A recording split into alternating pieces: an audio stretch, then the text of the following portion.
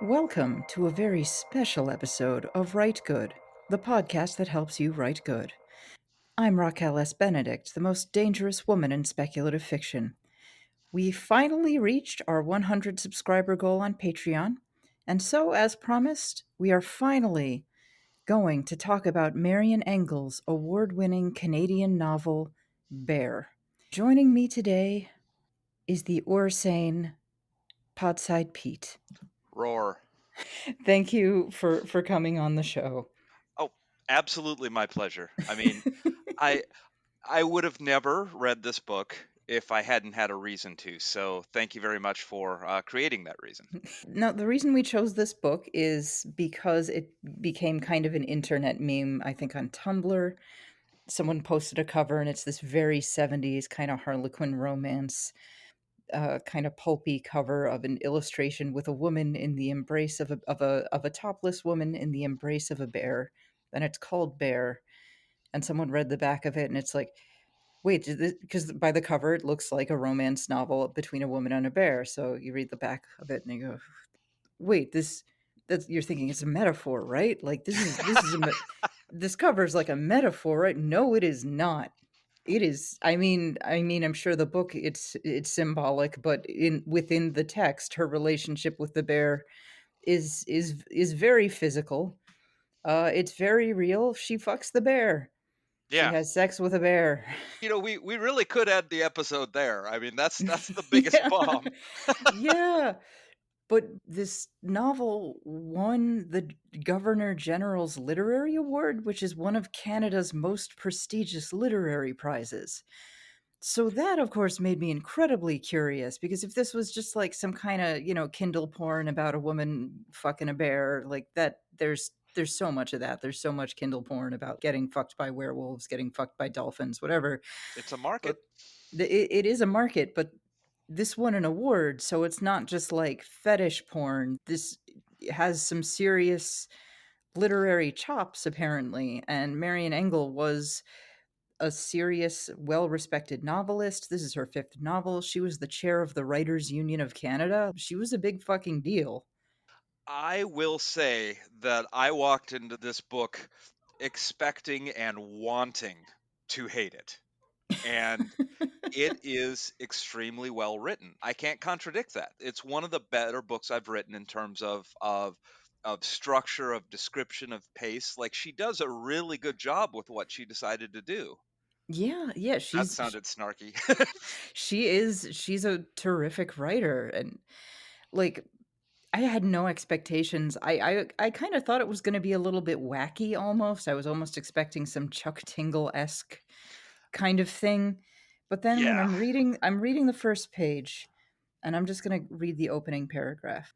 In the winter, she lived like a mole, buried deep in her office, digging among maps and manuscripts.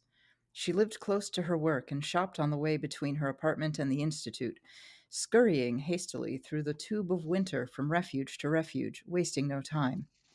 She did not like cold air on her skin. And when I saw the phrase "the tube of winter," like, it's such a perfect way to describe how your whole world narrows during winter. You don't go out as much. You kind of stick to these same little places, and even the sidewalk gets narrower because of snow, and the streets get narrower because of snow on the edges of it. And it's this tube of winter phrase. It also makes her sound even mousier. You're picturing her like a hamster running between little mini cages in tubes. And I'm like, wait, shit, is this a good book? Yeah. Yeah. Well, I mean, and there are all sorts of it's very easy for me to skip through lightly the first 20 or so pages of a book because I mean honestly, beyond establishing what's going on, it it doesn't tend to grip you. But I mean, I remember lots of little details from this book, like her running into the people from Quebec who were wearing brighter clothes, and she's like, "Hey, don't people wear their old clothes when they go up north anymore?" I mean, just little things like that. Not important, but thoughtful, and it really fleshing this out in a way that was interesting to me. But yeah, like, it's really genuinely beautifully written, and that shocked me 'cause, you have such extraordinary writing talent, and you take that and you say, "I am going to write a novel about a woman having sex with a bear." Like, that Yes. is such a choice. Yeah, and points for brave.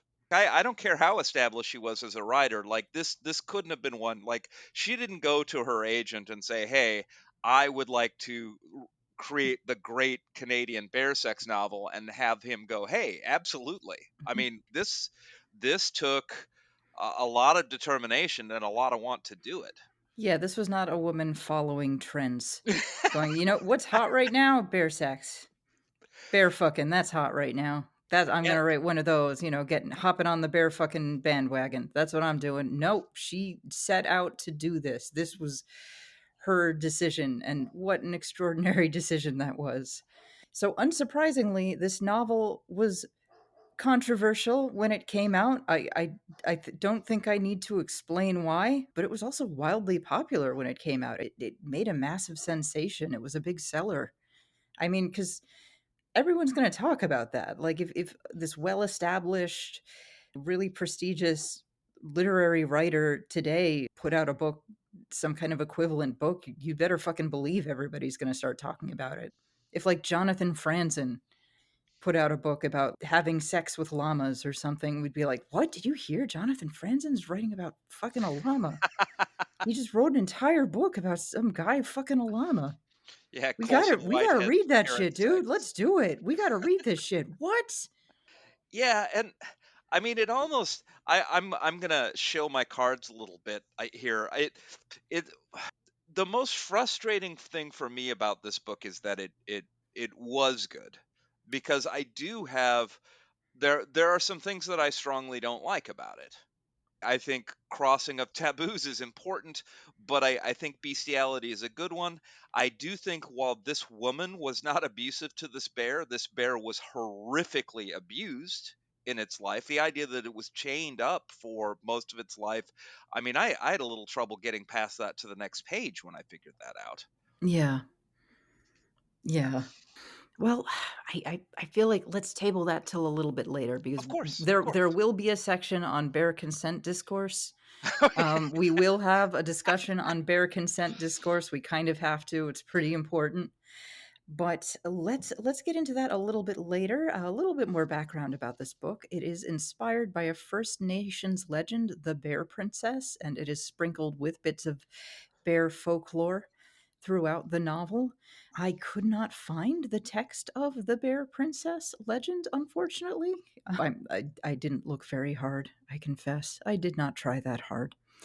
So there's also another layer to this of a woman attempting to connect with nature, but also attempting to connect perhaps with indigenous spirituality. But what struck me so much about the book is, I was expecting like Kindle porn or Chuck Tingle wackiness. And what I got was a surprisingly insightful, kind of slow paced novel about a modern woman's alienation and the cleansing yet ultimately unknowable power of nature. Or there are other interpretations that I think we can get into later, possibly a really sharp, absolutely brutal satire about a goofy ass white woman trying to commune with nature and trying to engage in indigenous culture in a very literal, very strange way. Yeah. And I mean, and there are books you can read, of course, where there's the obvious intent of the author, and then there's an interpretation you can do which sort of judges the author. I would say that this particular author was. extremely aware of the levels that we're talking about here. Like, this is not, this doesn't seem out of bounds from her writing at all. Yeah, yeah. Like this book, I mean, it could be just a very strange sort of romance novel, one of those many, many novels about someone communing with nature and being born again and being cleansed.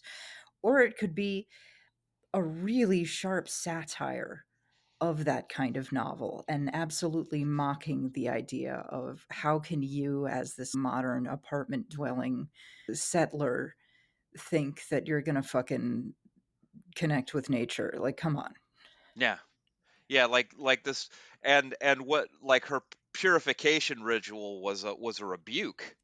Right. Like, one way to interpret it is like, she reached out to nature for the big embrace, and that nature was like, "Fuck off." Yeah, nature was like, no means no. I don't think so, lady. But we'll get to that a little bit later. So, summary of this book. A lonely, mousy librarian working for a local historical institute spends a summer in an isolated cabin on a little island, or I guess technically a sandbar, formerly owned by an important family.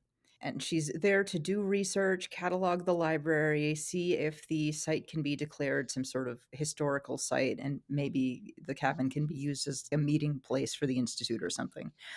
And while she's there, she finds that this house, as it's been passed down through generation to generation, has always had a bear, a semi tame bear. And there's a bear. And while she's there, she sparks up an unusual relationship with the house's pet bear, the semi tame bear. She, I very carefully didn't clear my throat there, okay? yeah, an unusual relationship. Now she does not sleep with the bear until halfway through the book about, so if, like, that's what you're there for, you will need some patience. And it's really interesting because it's like, obviously it's such a shocking thing, but it doesn't come that totally out of the blue. Yeah, yeah, I mean, it definitely sidles in that direction before you get there, I guess. Yeah, which is interesting. Like, it's the serious novel, and when the moment comes, obviously it is a bit shocking, but it's not at the same time like, what, this came out of nowhere. Like, yeah, okay, you could see it kind of going there, Yeah, yeah, like, it's like, there gradually, it is. in a way that worked, in a way that made sense in terms of the narrative. So and in the course of this book, this relationship with the bear, in her mind anyway, purifies her and transform her and helps her achieve self-actualization in a very 70s way. Yes, yes, the top of Maslow's hierarchy is, of course, Bear Canalingus. That's right, right. And that is the next thing I had it in our outline. The question on everyone's mind: how does she have sex with a bear? And the answer is bear cunnilingus. Bernalingus. Um, she wants to Oh, do other bother. kinds of bear sex. She really wants, like, P and V sex with the bear, and it just simply does not happen. The bear is not interested in it. She tries, like, doing doggy style with the bear, and the bear just instead just scratches her really, really hard. She tries, like, giving him a bear blowjob, and it just does not. It doesn't happen. You meant Bear Job, but Yeah, she tries giving him a bear job, but it's no going. He's not into it. So that is how, that is the answer. How, I'm guessing Marian Engel put a lot of thought into bear anatomy, and this is like Jesus. pre-internet, so I'm guessing, like, she had to go to a library and, like, get assistance from a librarian, I guess, or I don't know, some sort of, she had a zoo. I'm not really sure. Yeah, I mean, that would be a very awkward conversation with the zoologist. Yeah, nature documentaries. I don't know, but good on her for putting herself out there to make this book happen. Good on her for having a lack of shame enough to make this book possible in the 1970s pre-internet. So, I I do appreciate that, like, the amount of thought and effort and work which brought us to this point. That was a Herculean attack on social constraints. yeah, that's right. I was thinking about where we're at, and earlier you talked about how the self-actualization and how there's more than one interpretation. Is this where you want to talk a little bit about the other interpretations? I think let's wait till a little bit later. A Okay, little of bit more course. where do establish it a little bit better. But So let's talk a little bit about the bear, since he's the other major character in this book. His name is simply Bear. She calls him only Bear. He doesn't have a name. The bear is not hot. It is not a handsome bear. The bear is not anthropomorphized in any way. I don't know, he's semi tame, but he's still very much a bear. He's not particularly snuggly. Yeah, there was one moment, and only one that I'm aware of anthropomorphization, which is when he's dancing, and she Right. compared him to a child. Right. Yeah, he's lumbering awkwardly on his back feet, and she's has him as this dancing bear. Basically, she has her dancing bear, which there's Yeah, a lot to say. Well, a lot to say in terms of symbolism there, right? Like yeah. the Well, dancing bear thing. This is an inherently an unnatural thing. This is a woman trying to commune with nature in a way that is trying to civilize it and making it unnatural. And plus, traditionally you got bears to dance by basically torturing them. yeah. Well, it's like that. That's one of the moments where I got more comfortable with the novel because it was a very clear signal from the author that she regarded this as kind of fucked up, which Yeah. is I needed that from her. Yeah, like this is not a thing that a bear is meant to do. And on the one hand, she's in love with this bear, but she's trying to make it act more like a human. But it's a bear. Yeah, I can change him. Yeah, I can change him. I can fix him. Like it's a bear. He is a bear. He's semi tame, but he's like not not anthropomorphized. He's not a dog fetching you the slippers and stuff. He's kind of just generally indifferent and vaguely indifferent to most things because he is a bear, which I think works to the strength of the novel. If it was like a cutesy bear who was friendly and like sitting across the table from her at breakfast, it would just be like, oh god, like he's not Oh, Winnie the Pooh or anything. yes, which we can mention because he's public domain now. Yeah, he's public domain now. But I should also, yeah, you've all but said it, but I do just want to call it out, is that the bear does not appear to be particularly aroused by any of this sexual behavior. Like the No, he's bear not is, really. No, yeah, he. he's just exploring and licking. That's Yeah, being a bear. yeah. He does not really seem to understand what the deal is. Like the librarian Lou, she projects this immense, complex, contradictory emotion onto the bear, and the bear's just a fucking bear. He is just a bear. He Yeah, is not her bear husband. He is not her bear boyfriend. He is just a bear. yeah.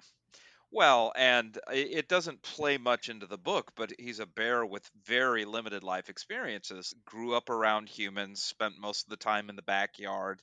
I mean, in some ways, he's not really a bear either because he Right. hasn't had the bear experience. And like, that's the part that gets me fussy, but I'll shut up about that for now because Yeah, I mean, it's hard to say how much of that is like just the 70s being the 70s. And like, I right. kind of get the feel people were a little less great about animal abuse, animal rights. This was still the era of like, no, put your dog or cat outside for the night, Yeah. in the fucking 0-degree weather. Like, no, that's fine. He's got a little tiny unheated doghouse. He'll be fine. Like, Yeah, what? they give him Yeah. dog food. Don't worry about it. Yeah, I think you're right. I mean, I also think that the big, uh, like she loaded up this tattoo in her gun. You know what I mean? Like one of the big things that makes this book work is the use of the taboo to shock and explore. And um, yeah, I'm moving ahead too fast. But what I guess what I will say is that there's a lot of taboos that warrant deep exploration and rejection. I'm not sure this is one of them. Not sure this was in particular woman bear sex was a taboo that we just needed to explore as a society. Yeah, Like yeah. I mean, we got to get to the bottom of this specific thing. I mean, like the fundamental injustice to people, not allowing them to explore bare sexuality is just, it's time has come. Yeah. Yeah. Yeah. It is. Oh god. It is such I don't know, it's so I feel like the fact that the protagonist is a woman, like you have to. You could not do like an opposite sex girl bear and human man. People would just be like, "Fuck this book." This is horrible. I hate Yeah. this guy. Yeah, no, I mean, it wouldn't make any sense at all in terms of traditional male female roles. Like, is he supposed to roughly embrace the, like, fundamentally this bear? Yeah, like now I'm thinking about mechanics, and I shouldn't be doing that. What's really fascinating about this? You and I, in different venues, have discussed and examined dozens, possibly hundreds of books, and I think this is the first one where I've gone through it with another professional and regularly giggled. I mean, you kind of you have to a little bit. I mean, plus you were listening to the audiobook, Oh my which god! is a brave choice. Yeah, so let me talk about a couple of problems with that. Is one, I typically I take my dogs on about 3.5 hours worth of walks a day, and I listen to audiobooks while I do that. So, like, I'm wandering around in the neighborhood with people who know me with bear cunnilingus coming through my phone.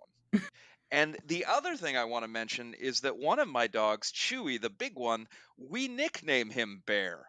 And so So I'm sitting, I'll be sitting on my couch listening to some of this, and I'll look over at Chewy, and he's looking at me, and I'm like, I'm going to the other room, man. don't look at me right now, Yeah, dog. it's not about you, okay? Dog's ears are pricking. You got headphones on, but he can still hear it. Dogs have good hearing. Oh yeah, yeah, he knows everything going on in the house. Oh my god. Yeah, that's mortifying. So this book hits close to home for you. Yeah, yeah. There were a couple of moments where it hit nearer to my house than I would have preferred. Yes. Yeah, because for me, I just found it like an interesting book. For you, I get the feeling that talking about it with you, you were like, this made you profoundly uncomfortable in It. some ways. Yeah. I mean, I, I would. Animal abuse probably isn't the most pressing issue facing our civilization right now. Like, case in point, it's falling apart.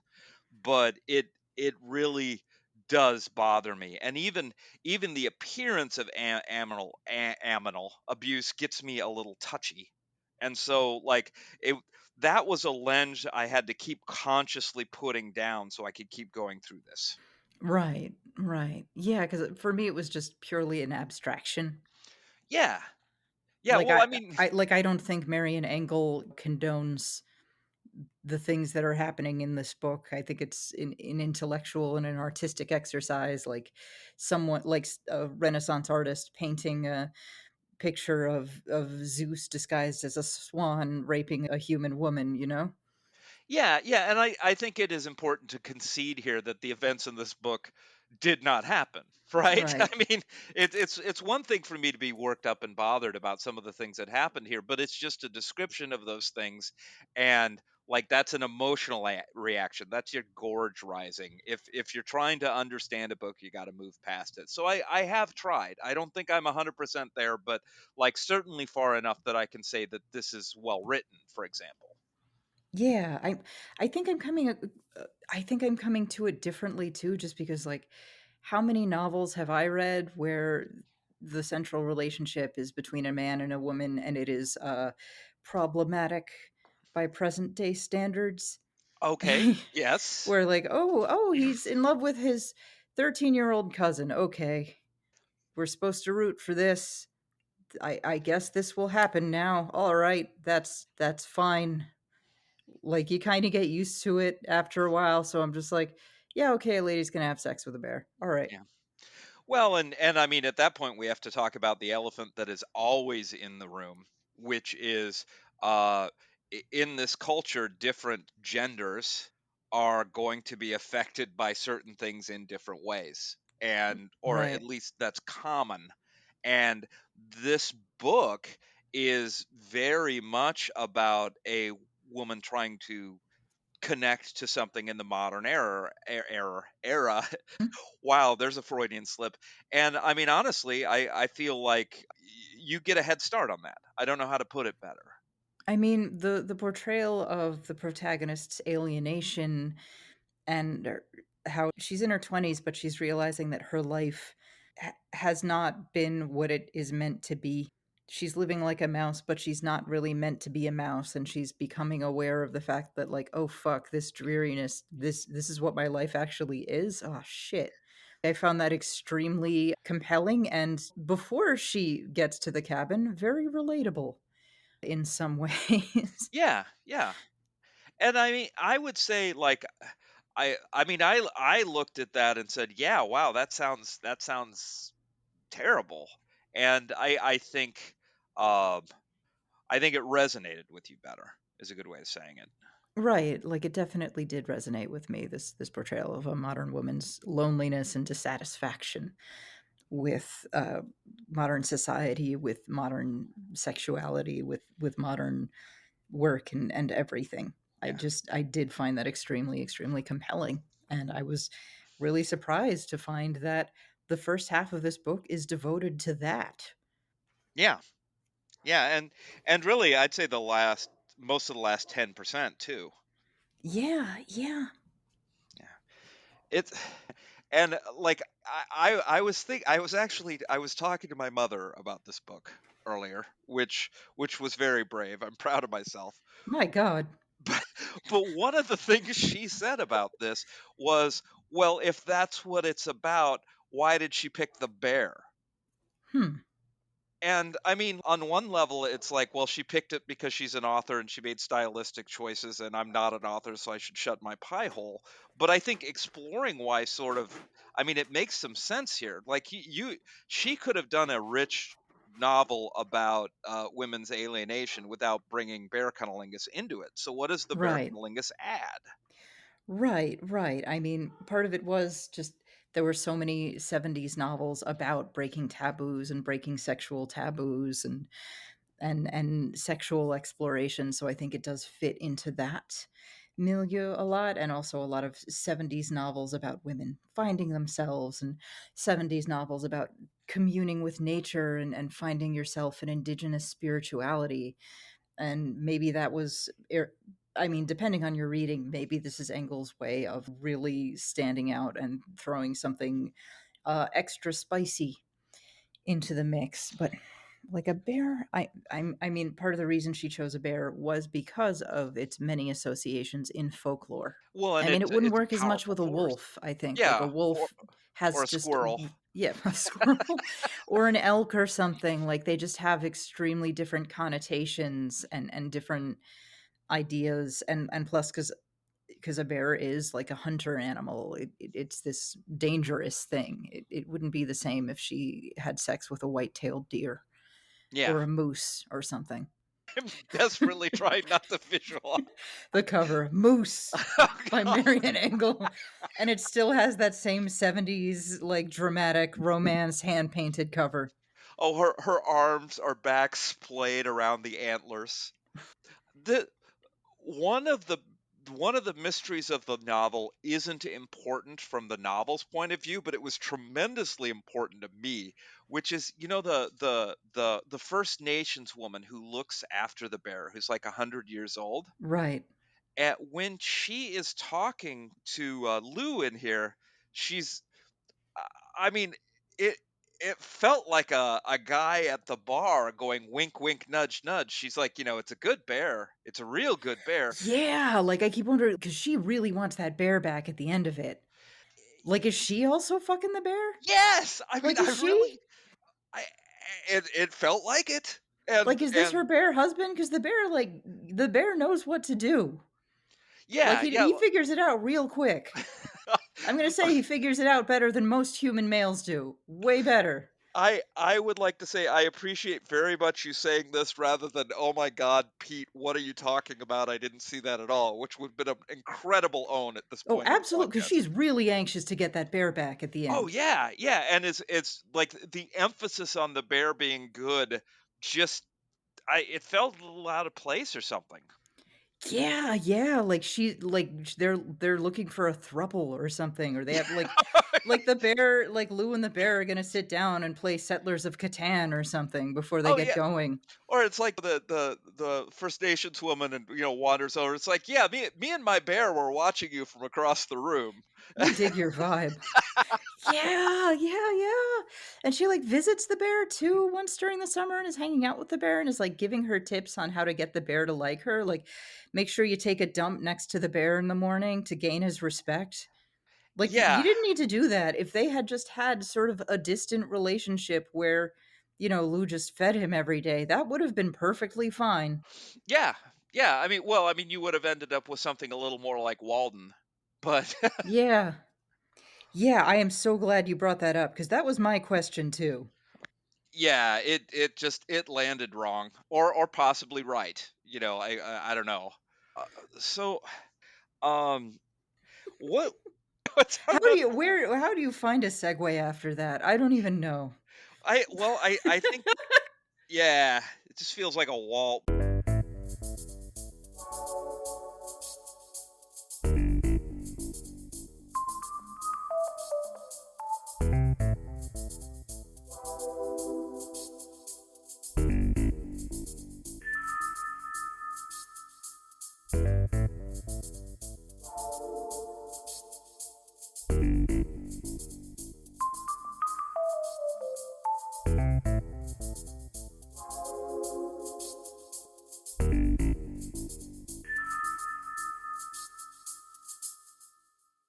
Maybe we could talk about Homer.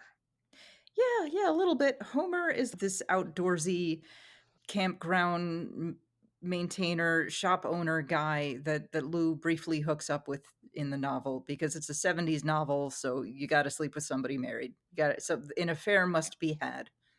Yeah, yeah, and I mean it was certainly the most upfront affair I've encountered in a while.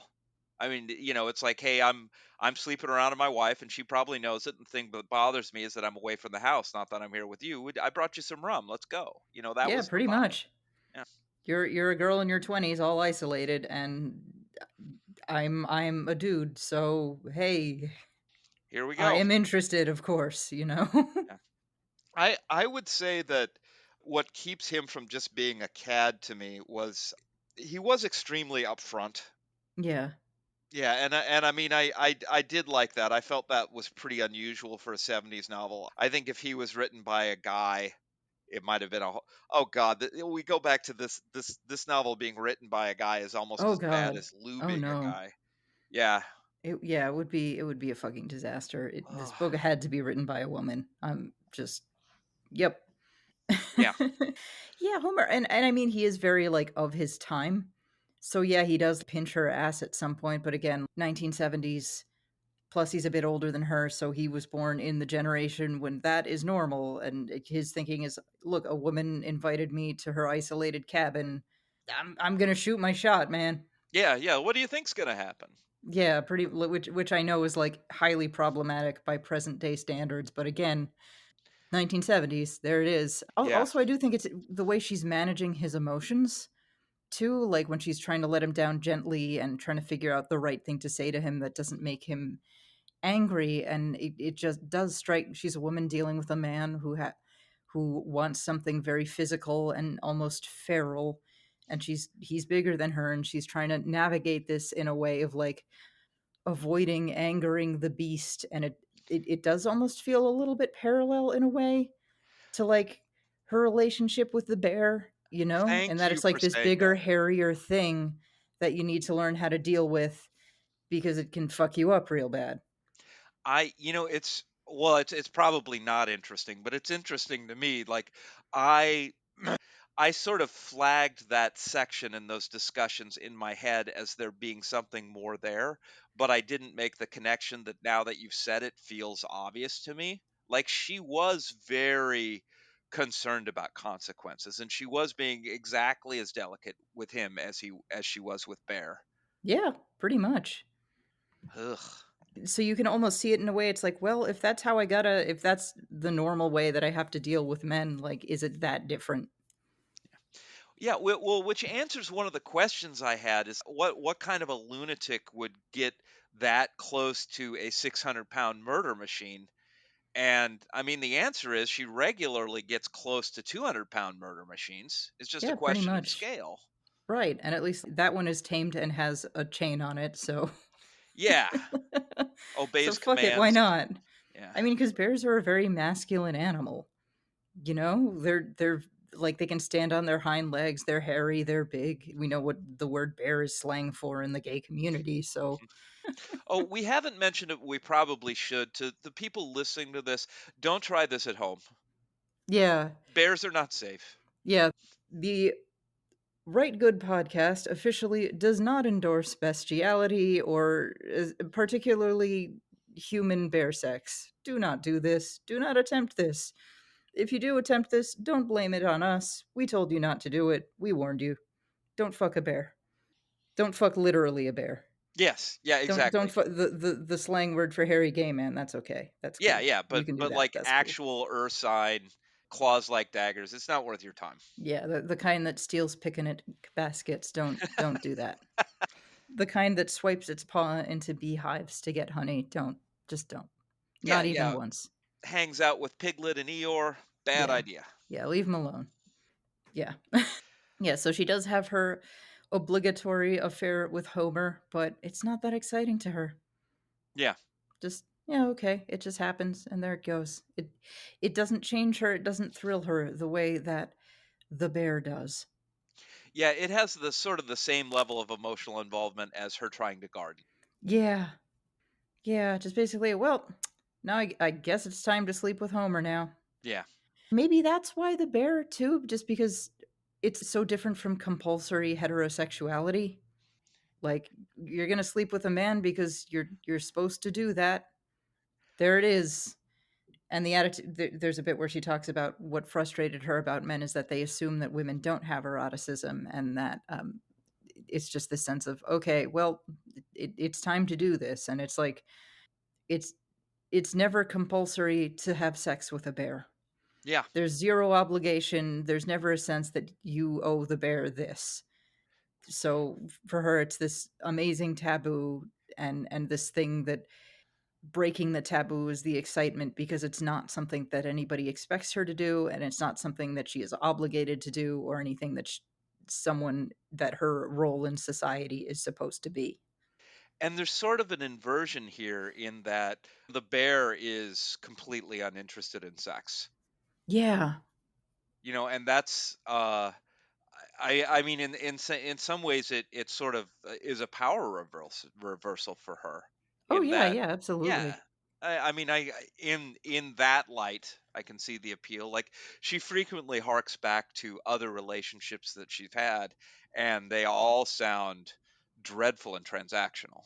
Yeah, there's she's sleeping with the director of the institute on her desk, and she says that he's barely interested in it either, but it's mentioned several times that while she spends way more time out at the institute and or out at the cabin and away from the institute, he is writing her letters that sound very impatient. He wants her back really, really badly, even though their sex just feels really joyless and compulsory, at least to her. She mentions inviting a man in off the street in as a lark and him turning out to be not a nice man at all, and that's about all the description we get of it, but you can fill in the gaps. Yeah, or the rich genteel dude who basically throws her over for someone more compliant. Right, right.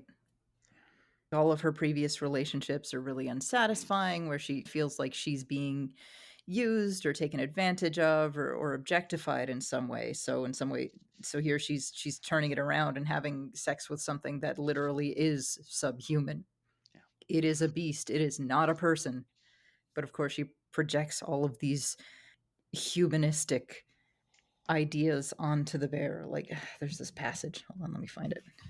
Let's see. Bear, take me to the bottom of the ocean with you. Bear, swim with me. Bear, put your arms around me. Enclose me. Swim down, down, down with me. Bear, make me comfortable in the world at last. Give me your skin. Bear, I want nothing but this from you. Oh, thank you, Bear. I will keep you safe from strangers and peering eyes forever. Bear, give up your humility. You are not a humble beast. You think your own thoughts. Tell them to me. Bear, I cannot command you to love me, but I think you love me. What I want is for you to continue to be and to be something to me. No more. Bear. So she's putting all of this on a bear that literally does not understand what is happening. Yeah, yeah, and wouldn't be interested if he did, as far as we can tell. Yeah, I Uh, mean, given the opportunity, I'm sure he'd prefer a bear lady, a lady bear. Yeah.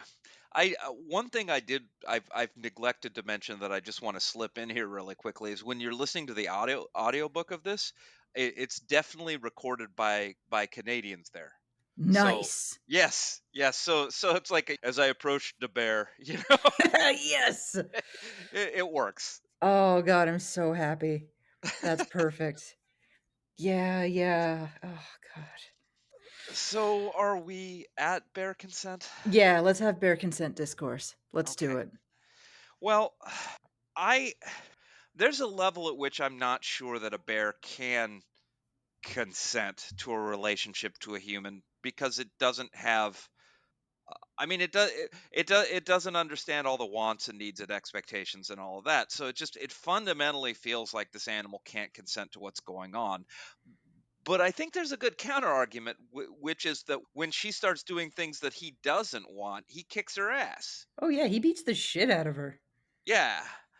He And slashes her up really bad and leaves a huge scar, like, going all up and down her back. yeah, so like on the one hand, I regard what she did as a little bit well, as a little bit as quite out of bounds. Like leave the goddamn bear alone. Right. But in terms of the people who have had a negative impact on the bear's life, she is way down the list. I mean Mm, that bear was chained as a cub in the backyard and has been there for decades. right. And it's kind of hard to look at her as the source of the problem once I move past my emotional reaction to the bestiality happening at all. Right. Right. That's What do you think? I feel like I'm just uh, being a guy at you here. I mean, I was just thinking of the book purely in terms of literary exercise and not necessarily thinking in terms of bare consent discourse as I was reading it. It's fair. It's fair. Honestly, when Connor was on Podside Picnic, one of his chief criticisms of me was that I would always take a book and try and drag it down into message. And sometimes that's not the best vein to explore a book. Yeah, I mean, again, this is like it's a different era, and you could just sort of write that kind of stuff, and people wouldn't get into discourse. You just didn't. It was the 70s. No one gave a shit. You could have a rape scene, and people would just be like, "Yeah, it happened. There it is." Yeah. I Well, mean, it happened, and more 80s importantly, too. it didn't Blade happen. Runner too. Like there is a rape scene in Blade Runner, and it's just kind of like, okay, Yeah. Yeah, and I mean, like, I'd forgotten about it entirely until you mentioned it. yeah. And then you see it again, and you're like, oh, whoops. Oh Yeah. well. Oh well. I mean, it's still a good movie, so. I mean, part of it is different time, and there's also another reading about it that I think ties to bare consent discourse, which is, I mean, we've been talking about it a little bit. Like this is a novel about a woman who's modern alienation and loneliness, and she's reconnecting with nature in a very strange way.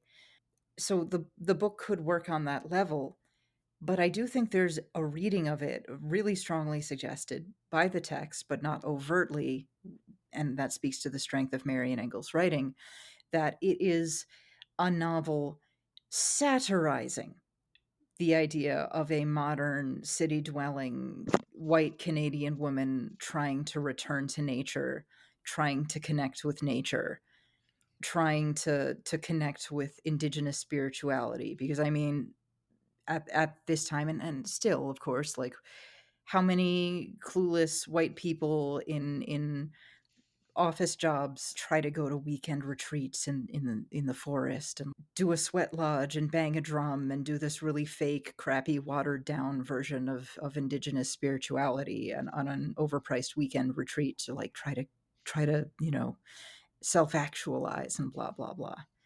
Like Yeah. maybe it's kind of about that, and it's not so much about like, my gosh, look at this amazing taboo. There could be a level of it where it's like, okay, you know what? Some modern white Canadian trying to like go native and commune with nature. It's like, what? You're gonna fuck a bear? Come on. Yeah. What are you gonna Well, do? You're gonna what do you think you're doing? And I think that there's a lot of to support this reading, like the fact that she puts all of these emotions, she projects so much onto this bear, and the bear is just indifferent to her most of the time. She is a food source, and sometimes she'll take him swimming. and that's pretty much it. He's not her boyfriend, he's a bear, and while trying to connect with nature, she's connecting with nature in this very way that's tame and kind of abused and very restrained. She's not connecting with wild nature. She's not connecting with unrestrained nature. She is connecting with a semi-tame bear Yeah. that has a chain around its neck. Yeah, she's at a rated R petting zoo. Yeah. Yeah, yeah, and that is another feature of like, "Oh, we're gonna get away from civilization, we're going camping." It's like, "Well, you're going to a campground." Yeah, that's not the same thing. Yeah, and it's nice to go camping, but it's you're not like that's not that's no. It's not really that wild. Well, what's interesting about this interpretation of the work is it kind of makes me more sympathetic to Lou because like she is really lost in the metaphorical woods here. Like her life is meaningless by her own standards and there doesn't seem to be any way out and like chasing this false path to try and become more at terms with herself is, I mean, that's heart-wrenching. Right. Like, how bad is your romantic life when you decide you're gonna fuck a bear? Oh, exactly. When, like, a bear is the best relationship you've ever had. Shit's not going good, and I mean, that scene where she tries to, like, have penetrative sex with the bear, doggy style the bear, and the bear rejects her. She's sincerely trying to connect with nature here, and it's like, "No, it's not happening. Yeah, You can't do it this way." You know, first of all, you can't do it in this specific, particularly weird way you've chosen, and also, like, you're a human. You are a creature of civilization. You were born in a hospital. I'm sorry. yeah. At the end of the day, this is not for you. Right. And I'm also thinking because a lot of these novels and a whole lot of these novels about communing with nature and connecting with indigenous spirituality, there usually is a human character who is a stand-in for communing with nature. Maybe it's a hunky park ranger or something, or very, very often in a lot of these really bad novels from back in the day, it's some like it, if it's written by a man, it's some beautiful First Nations woman who falls hopelessly in love with the white guy, and then he probably doesn't marry her. He probably leaves her and then goes and marries a white lady or something. But like, Yeah. oh, by fucking this person who is a stand-in for nature and barely treated like a person by the narrative, you've really connected with spirituality. You're a true Navi now, Yeah, you welcome to the know? spirit of the woods, buddy. Right, right. And in this, she's it's like, okay, you're gonna objectify this type of character so much. Why not just full on make them not human? Yeah. Like, why not full on make them literally an animal? Okay, you want to have a sexual relationship that symbolizes connecting with nature? Let's fucking go for it. Let us crank it up to 11. Yeah, and I mean, it's hard for me to really say uh which falls closest to author's intent because I really it sort of feels like to me that she felt both things. Yeah, on the one hand, it could be sincere, or on the other hand, this could just be about a crazy woman projecting shit onto a bear. It could be like Bear Lolita. Yeah. You know, this could be Bear Lita, where with Humbert going, in my arms, she was always Lolita. Oh my god. Where it's like, this is just a bear that she's decided to sleep with, and she is seeing it as this spiritual cleansing, life-changing event, and he's just a fucking bear, man. He doesn't know what's going on. At the end where they're leading the bear away, the bear's not, like, sad. The bear's not like, "No, I miss you, Lou, don't leave me." He's just like, "Okay, Yeah, I'm going now, whatever. going with these people. Yeah. So long." It's I guess I'm glad I read it. I mean, in that I must concede it is a good book and it's one that's gotten a lot of attention. I would say that I prefer my discomfort to be matched with more personal growth that I got out of this particular Yeah. novel. I mean, she does have some personal growth at the end. She realizes, "I need to leave my shitty job." Yeah. She feels a little more self-actualized, and but then again, like, that is a really small change, isn't it? Realizing like, "Yeah, I'm gonna quit my job. I'm gonna go work somewhere else." It's Yeah. not that big. I mean, I've made that decision with much less lead up time. Yeah, much less dramatic events leading to that. Yeah. Which again, I think supports the reading of this is satirical because like how many people go on these weekend spirituality cleansing retreats and the entire purpose is not really it doesn't transform you. It's just like, oh, maybe I will apply for that promotion. That's where you get out of it. That's what you Yeah. got out of communing with the great spirit, supposedly. That's what you Well, got out of it.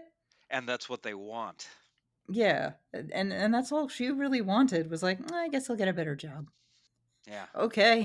Yeah. I mean, I guess we're all following our own paths, but Jesus, there was room for a big revelation here. Yeah, and the fact it was so small, but it is treated as big. Yeah. It's written in a way that's so beautiful and lyrical and stirring. What it comes down to is some very, very minor changes. She lost a couple of pounds and she's gonna quit her job. So, I I mean, it makes me wonder if it was intended. Maybe it's the we're in a different time thing again. Like maybe this is a braver thing to do in 1970. Yeah, like that could be it too. I mean, 1970s readers didn't have consent discourse. They didn't give a shit. Yeah. Yeah, I mean, the response to a lot of the burning questions I had was shut up, it's a bear. Right. Like, man, it's not real. It's a book, man. Yeah. Chill out. It's fine. Well, and the frustrating thing about that response is it's absolutely true. I mean, I mean, yeah, it could just be a level, a sincere romance novel about a woman sleeping with a bear, or yeah. it could be this other level on top of it where there's this gentle mockery. Because I mean, where is she? Lou is a settler, and she's in a settler's home. Yeah. So it's like you're trying to settle you're trying to get away from civilization, but you've effectively brought it with you because Yeah. that's what you are. Yeah, well, I mean, she couldn't even grow her own food. Right, she couldn't fucking garden. She was eating, like, bologna sandwiches and canned beans. Oh god. Well, I feel like I've dumped most of my thoughts on the table. Yeah, I don't know what else to say about the novel. It is a very short novel. It is a slim novel. My copy is 122 pages long, so it's a quick read. It's very quick. I guess, would you recommend this book? In my case, I unironically would. I think it's beautifully written. I think it's fascinating. I think it's a really, really, really interesting book. And if you've read that screenshotted Tumblr post and had a laugh, like, no, for real, fucking read it. Maybe I'm going to get myself canceled again for Uh, condoning this book. well, it I would I don't mean know. it won't be the last time. I mean, Yeah, again. I I think I would have to be very cautious about who I recommended it to.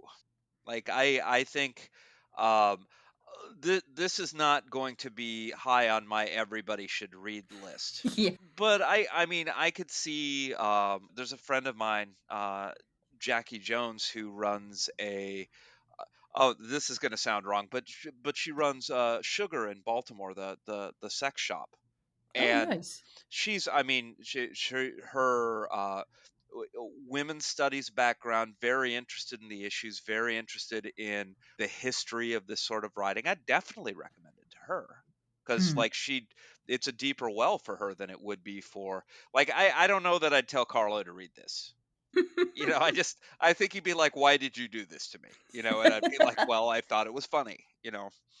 Yeah, yeah, like, I'll be honest, I started reading it as a bit or just as a lark, and I'm like, "No, I actually kinda like this book, I genuinely do."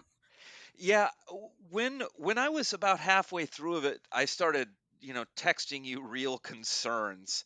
Um, I'd say I'm in a better place now than I was then Right. because I felt like what was going on wasn't necessarily embraced as a good thing, which made it a little easier for me. So yeah, I mean, I I think it's very difficult to argue that this isn't a good book by most rulers that you'd use. But I I, I can think of a lot of books I'd rather read for fun. Yeah. But I think a book is worth reading, even if it might make you uncomfortable, just as, I mean, art sometimes makes us uncomfortable. Yeah, And I well, don't think that Marian Engel sincerely condones bestiality. right. One of my favorite books is Naked Lunch. Oh my And God. right, it's fucking horrific on just about every level, and that's why I like it. I mean, because it is so far off my path. And I mean, Bear isn't quite as far off my path, but it is off my path, man. And on that level, I'm very glad I read it. It was a challenge, and it was well done. Yeah, yeah. So yeah, read Bear maybe, or Yeah, don't. I'm not gonna tell you what to do. It's your life. But it is worth a look. I think it is absolutely worth a read. If you're looking for something that is definitely unusual and that explores taboos in a really graceful, lyrical way. It is more than just a joke book. This is not a Chuck Tingle novel. It is a really surprising and astonishing book, and I kind of get why it won that literary award. yeah, I get it. If I was on the committee, I'd be like, yeah, I would vote for this. yeah, yeah. I mean, well, it's on two levels. One from quality, and the other is from a marketing level. It was the right thing to do, obviously. Yeah, absolutely. So, is there anything else left to say about Bear? I'm I'm out of thoughts. Out of thoughts. Yeah, I mean, it's a slim book, so there's only so much time we can spend really talking about it. And we have been talking for about an hour. So, why don't we wind it down? Where can our listeners find and support your work? Oh, well, after taking a hiatus, I am back and active on Podside Picnic. So that's Podside Picnic on Patreon, or you can just Google it and find your options, honestly. We talk to science fiction authors, we read books and watch movies, primarily for enjoyment, but we explore the writing side of things as well. I think we're the higher sugar version of Rite Good, is one way to say it. But you do get in on it. Like I loved your episode about the Hugo short fiction I slate. I know that you weren't in on that, but I really liked it, and it's really good to hear people talking about contemporary SFF in a way that's not just fanish. That's not just here. I'm promoting work. Like, no, we're really actually going to examine it and think about it. yeah, I agree. I think one of the changes that's been happening to Podside under Carlo's direction has been a more rigorous and serious approach to criticism and writing, and I think that's very welcome. Because fundamentally, what I am is an extremely well-read fan, and there's a place for that. Yeah, But it's good. It's good to sharpen your teeth a little too.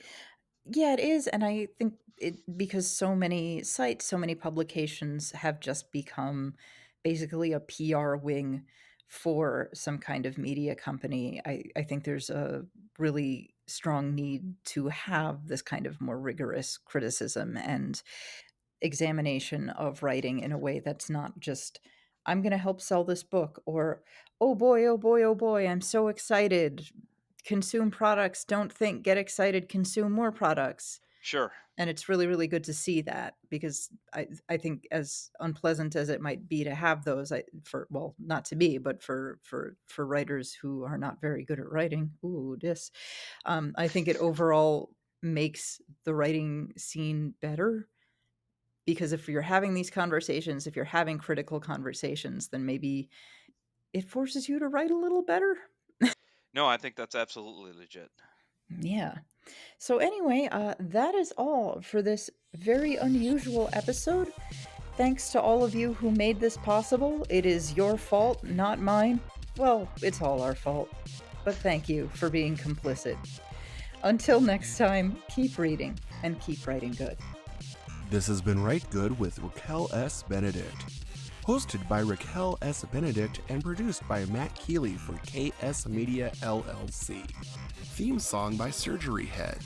This has been a Kitty Sneezes production. For comments and concerns, please write to us at writegud@kittysneezes.com.